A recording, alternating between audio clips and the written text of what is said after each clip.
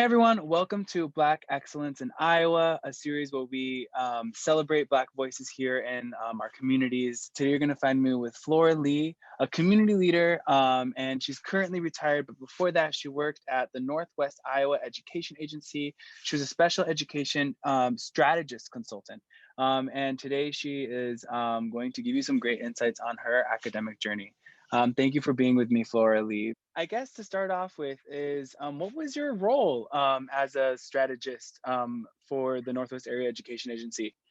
Well, I did some training with educators and administrators when I first began there in the areas of social emotional learning and behavioral learning.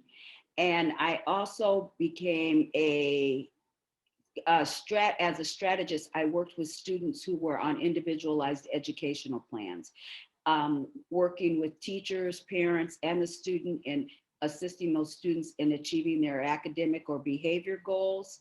Also, helping those students transition from grade to grade. Also, and assisting with helping those students and parents developing transition plans for post-secondary education or into the workforce, whatever the student and the parent had determined what was best for them. So I know that you mentioned that you started out your higher education at Western Iowa Tech.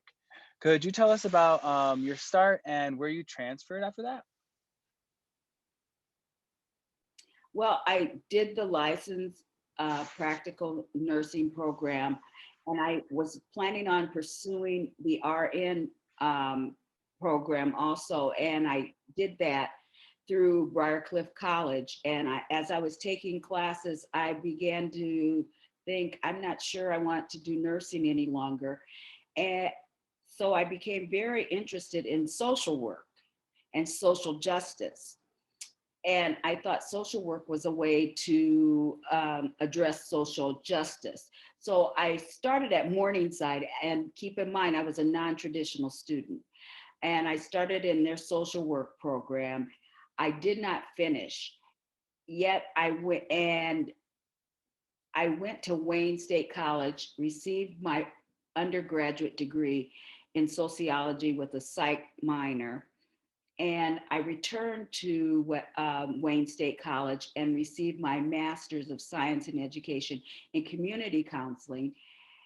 And after I went to work at Northwest Area Education Agency, I needed a license. So I returned to Wayne State and took a couple classes, did an internship, and I earned my degree endorsement in school counseling also. And I was at Northwest Area Education Agency for 21 years. Wow, what a trajectory. And it's so great that you were able to learn as you went along. And I think that's what's so important about college is that you may start with something, but then you realize that your passion aligns in another area, right? And then you start kind of laying those building blocks down. Um, was there a resource in particular or a mentor of any sort that helped guide you or helped you be a successful student throughout your academic years? Well, one of the mentors was my grandfather. He always wanted me to finish high school and go to college. And my mother also. And yet there was also another lady in the community. When you talk about it takes a village, there are villages out there. And this lady is no longer living, but her name was Beulah Webb. And she lived next door to me. And when I would get my LPN, she said, well, go back and get your RN. And when I didn't do that and I received my bachelor's, she said, okay, get your master's. And so I did. And she was over 100 years old when she passed away. But I received my master's degree prior to her passing away.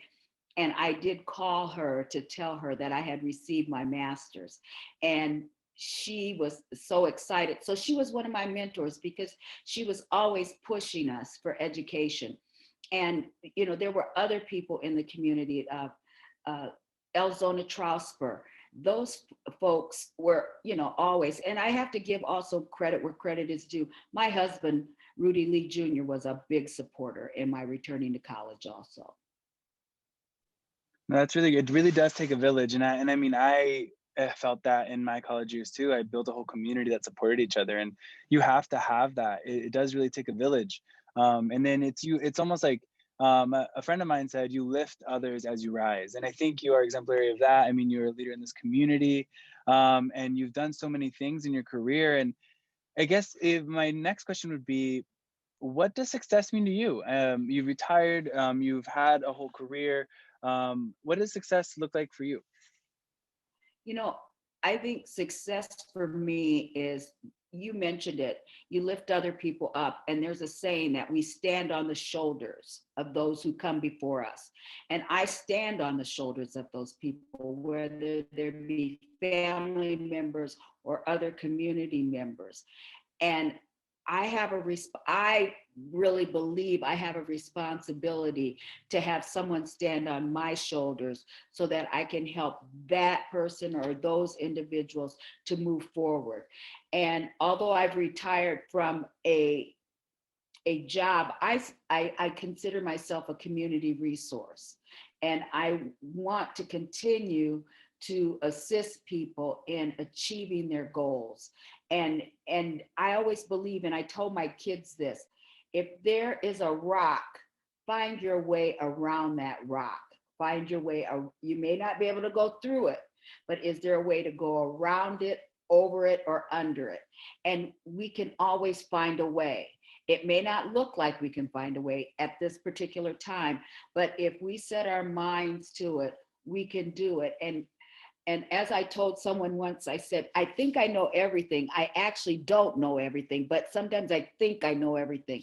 But one thing I do know is I do know how to access resources to find out what I don't know.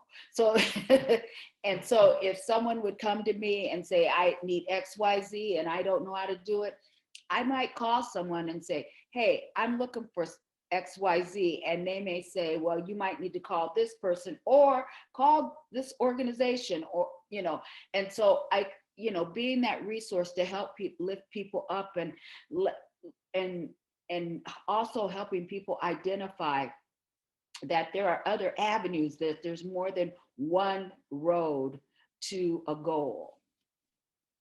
And I always think about that, when I would go to St. Louis, my husband and I would drive to St. Louis. Usually we took the interstate, but then there's also a side road that's even quicker. So that there are at least two ways to get there. There may be more than two, but at least we found two. Yeah, and even when you're stuck behind that rock, it's better to be stuck behind that rock with other people. You know what I mean? Because all of these brains can come together, and even a mentor, right? To kind of brainstorm how to get around it. I think being independent is great, but even being interdependent as a community is even greater, right? Thank you for your insight on that. I really gave me a lot to think about. And if you could go back to school, what is something you wish you would have known as a Black college student?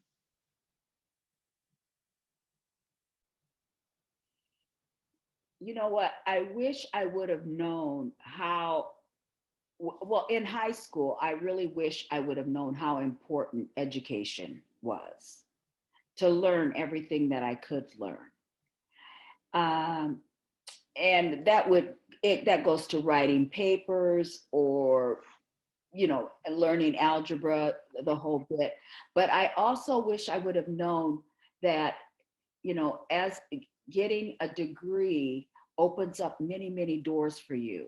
Sometimes you might get a degree, as they used to say, in dog catching, and you might end up being the administrator of a city or an organization, but you have that degree, and that degree has taught you something.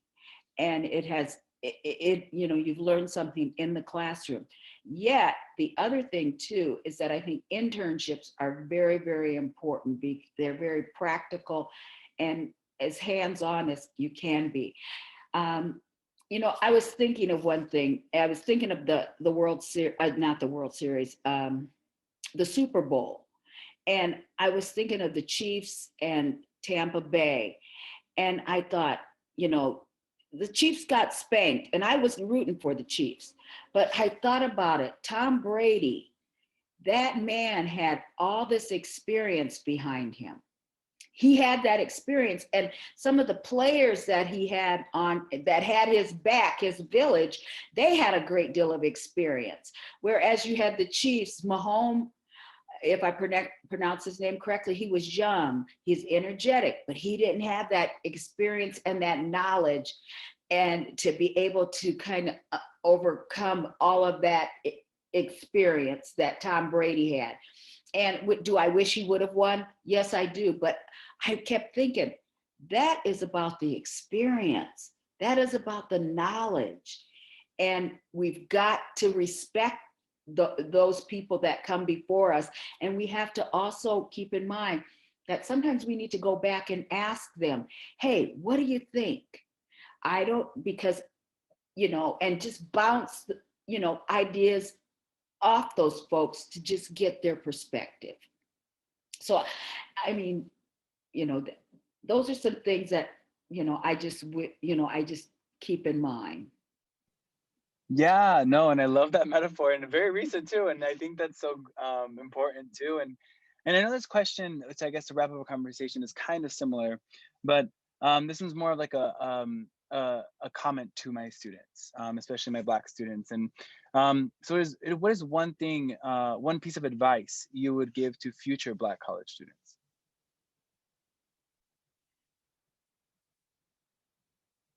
My piece of advice would be is that keep your grades up, go to class every day, even when you don't want to go.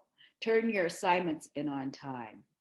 Uh, and when it comes to financial aid, because what I see happens a lot of times is you get that first year paid for, and it's like, I don't know where I'm going to get the money for the second year. That's where there's a rock. Find out, go to that financial aid office and hound those people and push them to help you. And if you don't feel like you can do it on your own, take someone with you. Take someone experienced with you that will help you advocate for yourself. You have to advocate, because that tends to happen to our students a lot.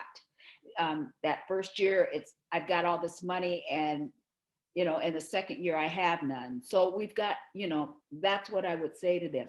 The other thing is that I know a young man, he went to college and he took out a student loan and bought a car. Don't do anything foolish like that. Use it to pay for your education, because you're going to have to pay that money back.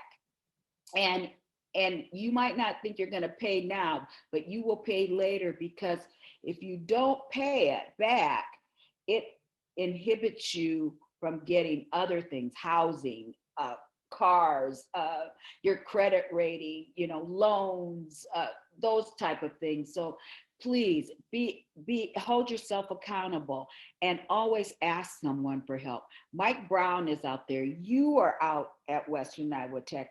You know, there are other people that are out there. Find someone that will help you to advocate for yourself. And if you don't know, if you know Mike can't help you, maybe Mike knows someone who can. You know, and if you can't help someone, maybe you know someone that can help that person. So we just, again, lift each other up. So, and I would say that for every student, student, and especially students of color, because that's what we do. Yeah, advocating for yourself is super important. And even if you do your homework, right, or you need that extension, or if you don't do your homework because you're feeling a little weird that day, or, you know, for whatever reason, ask for the extension, advocate for yourself. You know what I mean? I think there's so many different ways that you can advocate for yourself. And I think that's something that comes with practice. Of course, you can't just be good at it right away, but it's a good place to start, especially in high school when you start advocating for yourself. And sometimes we have personal issues that interfere in our life. We've got to compartmentalize some of those issues and look at what the priorities are and keep our eye on what our prize is, our goal is. in getting our education. I just wanted to say No, it's so true. Yeah, you have to be, it's a balancing act. And you're an adult for the first time, you might be in a new space. It's all a huge transition, but there are people that literally you pay for to help you. So it's important to reach out to them. Thank you, Flora, so much for your insight. I really appreciate it. And I know my that. Thank students are going to get so you. much from our conversation. Thank you.